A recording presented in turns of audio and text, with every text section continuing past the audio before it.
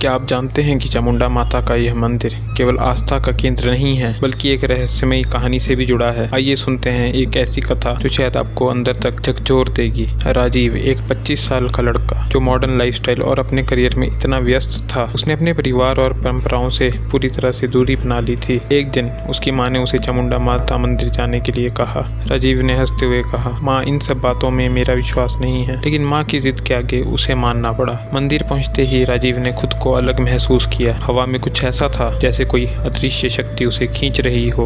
उसने ध्यान दिया कि हर श्रद्धालु आंखों में सच्ची भक्ति और दिल में शांति लिए माता के दर्शन कर रहा था। माता के दरबार में पहुंचकर राजीव ने पहली बार मूर्ति को ध्यान से देखा। उसी वक्त एक बुजुर्ग पुजारी ने उसे बुलाया और कहा, बेटे, जो सवाल तुम्हारे मन में है उसका जवाब तुम्हें यहाँ मिलेगा। राजीव हैरान रह गया क्योंकि उसने तो अपने मन की बात किसी को नहीं बताई थी। राजीव के दिल में ये सवाल घूम रहा था, क्या मैं सही रास्ते पे हूँ? क्यों मैं हमेशा असंतोष महसूस करता हूँ?